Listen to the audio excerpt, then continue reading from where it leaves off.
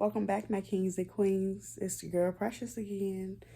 It is 5:30 a.m., guys. So I thought I would get up and go ahead and do the story time for you guys when my kids are asleep, my boys are asleep.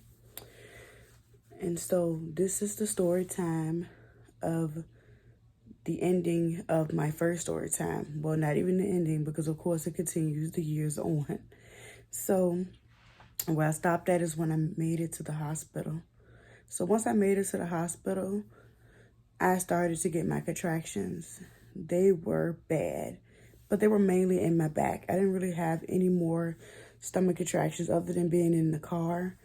And so by the time I got to the hospital, I was at 4 centimeters. And so at that point, I sat for a minute and I wanted my upper door. So once I asked for my upper door, I got that and I was calm. I was trying to eat some fries, y'all. I was hungry because I was trying to go to the store before my water broke to go get me something to eat. And my water broke, so I haven't eaten, y'all. So I was trying to eat some fries that my aunt was bringing in the hospital. And so I was eating on the fries and everything. And so after that, the labor was pretty good. I didn't have too many pains. I did get up to 7 centimeters. I wasn't dilating. So they tried multiple things. They had me upside down. Being that they had an upper door, I was numb. I couldn't get up and walk, which I wish I would have, me thinking back now, I wish I would have. I got up to 20 centimeters and it came in. It was like, we're going to have to do emergency C-section. So I'm like, what? I immediately started crying and just going crazy because I was supposed to, give birth vaginally. I did not want to have a C-section. I did not want that. My birth plan said I wanted to have a vaginal birth. But once I calmed down, I had a doula too. I do recommend, midwives and doulas. Mine wasn't the best. She just kept rubbing my thighs. And I'm like, bitch, get off me. Like, get off me. Like, you're not helping. I'm in pain. Back the hell up. And then she was going out outside to her car and sitting in her car. Like, you do this on a regular, right? Do your freaking job. Like, help me feel comfortable. You're not doing your job. And so, like I said, once, my aunts talked to me and everything, I finally was able to calm down. And so I'm like, okay. So they prepped me. They prepped the dad and everything. And so I just remember being on the table with my arms stretched out. And I looked up. My kid's dad was right there. Next thing you know, I was out of it. I woke up and I heard my babies crying, And I had him at 7 o'clock on a dot. And he was the most beautiful thing ever, Like I said, love at first sight. That boy has been my rock ass. He is so strong and has been here with me through just about all my stuff because I had him in 12th grade. So I had to grow up and I grew up with him, So he's definitely been my rock. He's been here through it all, With family wasn't there, baby daddies wasn't there, whatever. Baby daddy, friends, I had my oldest son, So seeing him, I was so in love. And like he came out so swole looking. And I will, insert clips as well. But he came out so swole looking.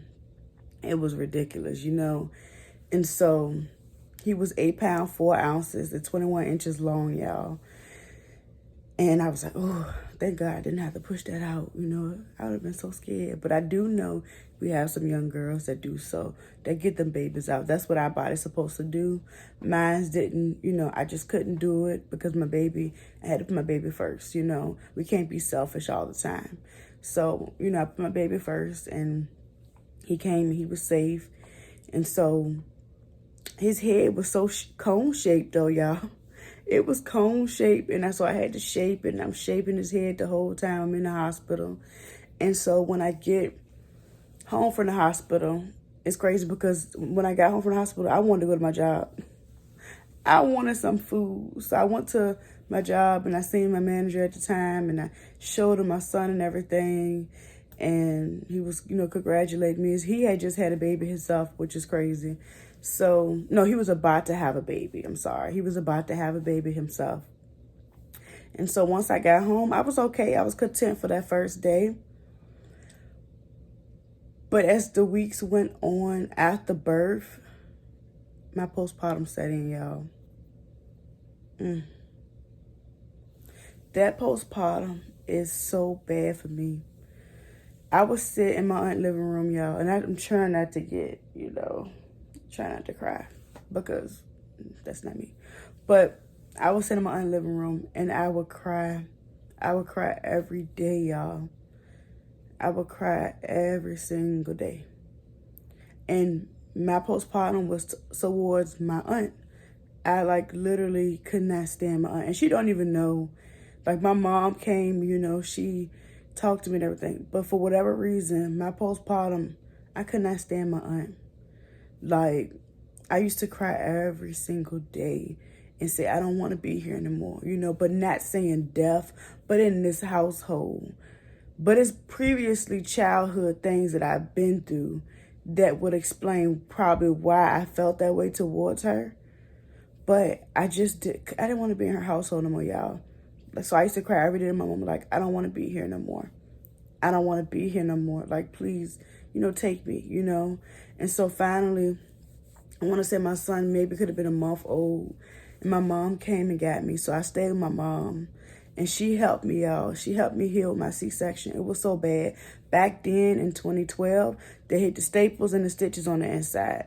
I had 3 C-sections. My other 2 was much better. My first one was ridiculous. So just even pushing up, lifting yourself up, laughing, coughing, it was the worst, y'all, with the stitches and staples.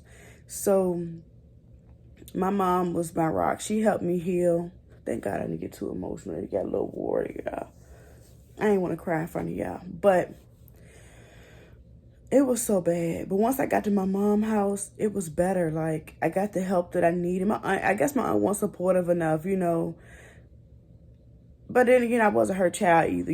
She, it's a long story. That's another story why he was living with her. But my mom did the thing. She would keep my son. I would hear every little that my son would make. I would get up. She's like, Precious, lay down. I got him. Calm down. Lay down, Precious. And so I just got my rest, and I started seeing my body progress back to smaller.